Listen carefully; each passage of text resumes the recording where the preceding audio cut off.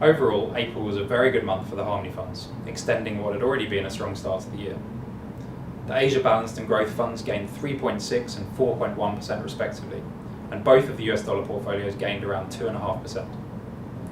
The Australian dollar and sterling portfolios posted smaller gains of around 0.3 to 0.5%, while the European Diversified Fund posted a very marginal decline. On a year-to-date basis, all of the Harmony funds have met or exceeded our return expectations.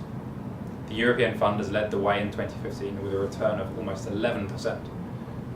Most other portfolios have returned in the region of 5 to 7%, while the US dollar portfolios have lagged others with what are still very respectable gains of around 3% net of fees.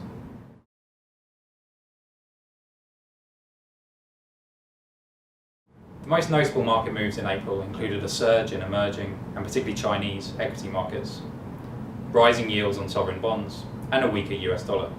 On the last point, the near 4% fall in the dollar index represented its first month-on-month decline in over a year, and the largest since 2011.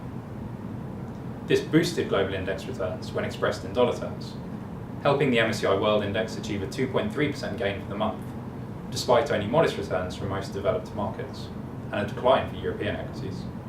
In contrast, the emerging market equity index surged by 7.7% in dollar terms, led by the Chinese market in the face of continued weak economic news. Meanwhile, sovereign and investment-grade bonds posted declines for the month, of as much as 2% in the case of the UK gilt market.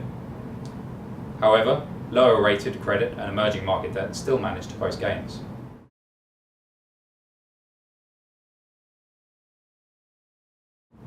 Our asset allocation positioning was well rewarded during April.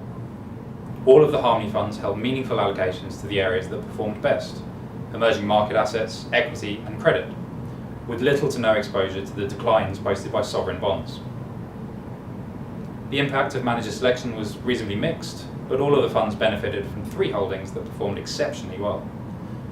The RWC Asian Convertibles Fund and the Dimensional Emerging Markets Equity Fund both delivered gains of around 9% in dollar terms, while the Copernic Global Equity Fund rallied by almost 14%.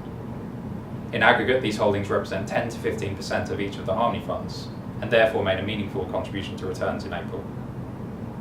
All of the funds also benefited from their allocations to Japanese equity and listed infrastructure. The main offset to this strong performance was our allocations to equity managers with a growth style bias, namely American Century, Lindsell Train, and Wells, who all underperformed their benchmarks over the month, but remained well ahead over 12 months.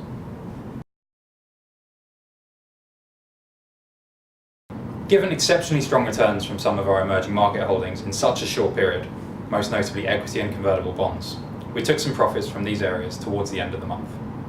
Valuations still look attractive, so they remain well represented in the portfolios, but we felt it was prudent to marginally reduce the risk contribution in favour of slightly higher cash levels.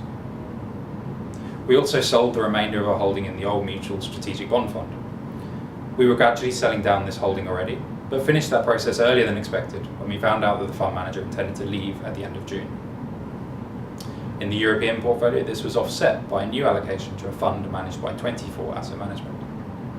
Their Dynamic Bond Fund represents an unconstrained strategy, investing across the entire European fixed income spectrum, with a focus on the team's areas of expertise within, which includes credit and financials.